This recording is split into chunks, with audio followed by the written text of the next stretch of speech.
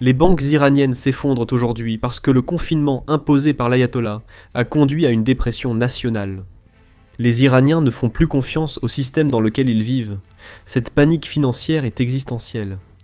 Les citoyens retirent leur argent des banques à des niveaux records, obligeant le régime à mettre en place des contrôles draconiens. Cela est en train de se transformer en une révolution iranienne. 20. Parce que lorsque les gens perdent confiance dans les banques d'un pays, ils ont perdu confiance dans le pays lui-même. Et si l'histoire nous apprend quelque chose, c'est exactement comme cela que les régimes tombent. La nuit dernière, la plus grande banque publique d'Iran, la banque Mali, aurait suspendu tous les retraits d'espèces à la suite d'une ruée bancaire pendant la manifestation. Cela indique une instabilité financière importante et une possible crise de confiance dans le secteur bancaire du pays. Les gens ne font pas confiance au gouvernement pour protéger leur argent, c'est pourquoi ils veulent le retirer. Et le gouvernement répond « non, non ». Revenons un peu en arrière pour comprendre comment nous en sommes arrivés là. Ces manifestations n'ont pas commencé à cause de la politique, elles ont commencé parce que les Iraniens ne pouvaient pas se permettre de vivre. Les prix augmentaient de 10 à 20 chaque mois, pas chaque année, chaque mois.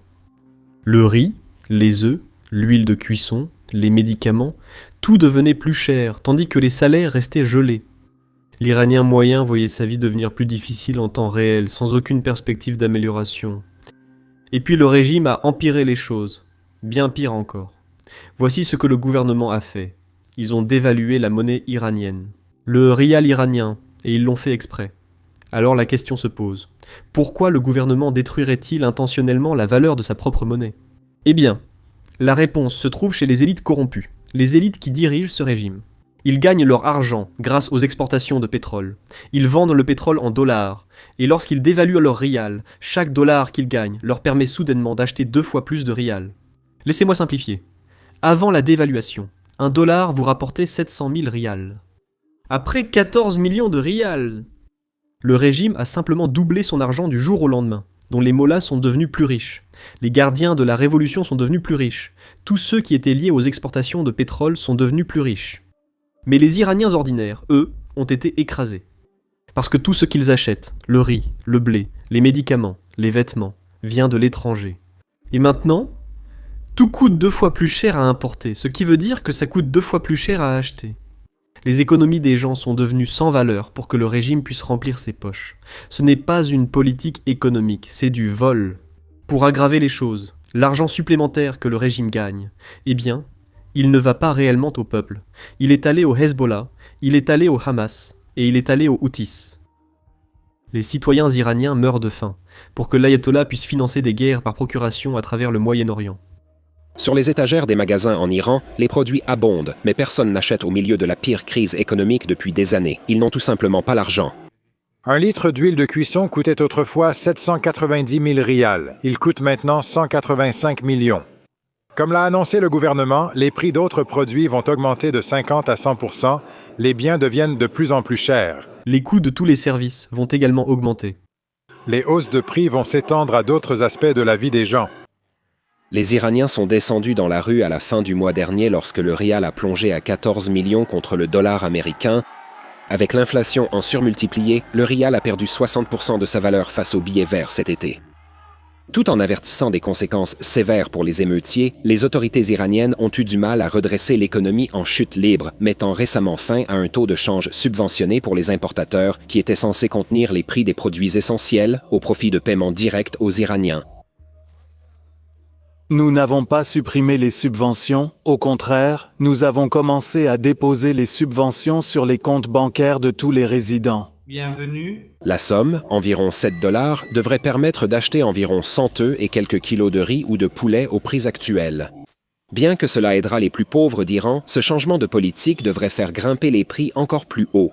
Je pense qu'ils ont vu qu'ils ne pouvaient pas maîtriser l'inflation, alors ils se sont dit « Donnons 1 million de tomans aux gens pour qu'on puisse, d'une manière ou d'une autre, absorber la pression et la contenir. » Je veux dire, c'est comme un antidouleur temporaire. Regardez l'augmentation des prix. Rien que pendant les 10 premiers jours de l'année. L'huile de cuisson a augmenté de 133%. C'est plus du double en 10 jours. C'est pareil, pour 10. Le poulet a augmenté de 70%, le riz de 30% et la viande de 16%. Et le gouvernement admet publiquement que cela va empirer. Si c'est ce qu'ils sont prêts à dire ouvertement, Imaginez ce qu'ils cachent. C'est exactement pour cela que les manifestations ont commencé le 28 décembre. Et devinez quoi ? Le gouvernement était prêt à laisser cela se produire. Ils étaient contents que les gens manifestent à propos de l'économie. En fait, ils ont aussi admis leurs erreurs. Voici le président iranien qui dit publiquement qu'ils ont fait des erreurs. Écoutez bien. Je suis responsable de la situation actuelle. Les gens, les employés ou les étudiants ne sont pas responsables de la situation actuelle. Je suis responsable, nous sommes responsables. Nous devons corriger notre performance. Si le peuple est mécontent, c'est nous qui sommes responsables, pas l'Amérique ni qui que ce soit d'autre. Allons-y, ou bien nous irons dans cette direction maintenant. Et dites que nous aimons notre imam. Et ce que nous disons ? Ne cherchez pas à blâmer l'Amérique ou qui que ce soit d'autre.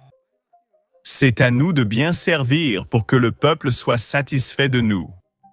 C'est à nous de gérer correctement les ressources. Nous devons nous efforcer et trouver un moyen de résoudre les problèmes.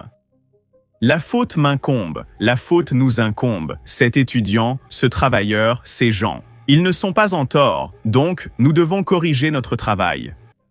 Et aussi, comme vous le savez, YouTube n'aime pas trop ces vidéos qui vous donnent des mises à jour sur les manifestations.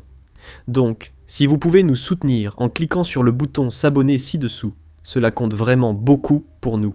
Mais ensuite, la manifestation n'a cessé de grandir, beaucoup plus. Et puis petit à petit, les gens ont commencé à scander pour le renversement du régime. Ils ont commencé à scander « Mort au dictateur, Khamenei ». Et ça, c'est quelque chose que l'ayatollah ne pouvait pas laisser passer. C'est pourquoi, pour écraser la protestation, l'ayatollah a coupé l'accès à Internet. C'est la méthode habituelle, couper les communications puis commencer la répression. Mais cette fois, il y a eu un effet secondaire auquel ils ne s'attendaient pas. Quand les gens ne peuvent pas accéder à leur compte bancaire en ligne, ils paniquent. Lorsqu'ils ne peuvent pas utiliser leur carte de crédit ou de débit, ils ne savent pas si leur argent est en sécurité. Cela signifie qu'ils se précipitent à la banque pour retirer de l'argent liquide, tout ce qu'ils peuvent obtenir. Et il ne s'agit pas seulement des gens ordinaires. Voici ce qui devrait terrifier le régime. Des rapports suggèrent que les élites retirent des millions. Les initiés, ce sont les personnes qui savent à quel point la situation est vraiment grave, et ils vident leur compte et transfèrent leur argent à l'étranger. Ils supplient pour obtenir des visas dans les pays européens. Des rapports crédibles suggèrent que des membres du régime cherchent à obtenir des visas pour fuir la fuite accélérée des capitaux. Nous avons en fait les noms de certaines de ces personnes. La famille du président du Parlement iranien a déposé une demande de visa français pour fuir l'Iran. C'est l'homme qui a été l'architecte de sacrifier votre enfant pour la révolution, pendant la guerre entre l'Iran et l'Irak dans les années 1980. C'était aussi lui qui exigeait de Khamenei d'écraser les manifestations étudiantes en 1989 et maintenant, il cherche à partir. Quand les personnes qui dirigent le système commencent à préparer leur stratégie de sortie, cela vous dit tout ce que vous devez savoir. Eh bien, maintenant, je veux vous ramener en 1979, parce que ce scénario exact s'est déjà produit en Iran, contre le Shah. À l'époque, le pétrole était tout. 90% des recettes d'exportation de l'Iran provenaient du pétrole. 60% des revenus du gouvernement venaient du pétrole. Toute l'économie iranienne fonctionnait grâce au pétrole. C'est pourquoi, lorsque les ouvriers du pétrole se sont mis en grève pendant la Révolution, ce n'était pas seulement symbolique. Le Shah n'a pas seulement perdu sa légitimité. Il s'est retrouvé à court d'argent. Le gouvernement ne pouvait plus fonctionner. L'armée ne pouvait plus être payée. Et qu'ont fait les élites iraniennes à l'époque ? Exactement ce qu'elles font maintenant. Elles ont retiré leur argent des banques iraniennes et l'ont transféré à Londres, à Genève et à New York. Elles ont vu les signes avant-coureurs et elles se sont enfuies. Désolé, il fallait que je fasse cette blague. Mais bref, les banques étrangères ont gelé les avoirs, les lignes de crédit, les entreprises ont arrêté de déposer et tout le système financier s'est paralysé. Une fois que cela s'est produit, le Shah était fini, la République islamique est arrivée au pouvoir à cause d'un effondrement financier. Et maintenant, il pourrait mourir de la même manière. Voilà ce qui rend les paniques bancaires si dangereuses. Ce sont des prophéties autoréalisatrices. Si les gens croient qu'une banque va s'effondrer, ils se précipitent pour retirer leur argent. Et lorsque tout le monde retire son argent en même temps, la banque s'effondre réellement. Même si elle était saine auparavant. C'est purement psychologique. La peur crée exactement ce que les gens redoutent. Cela signifie qu'une fois que cette spirale commence, il est presque impossible de l'arrêter. Aucun discours gouvernemental, aucune mesure d'urgence, aucune répression ne peut rétablir la confiance une fois qu'elle est perdue. Et lorsque le système financier se fige, tout se fige.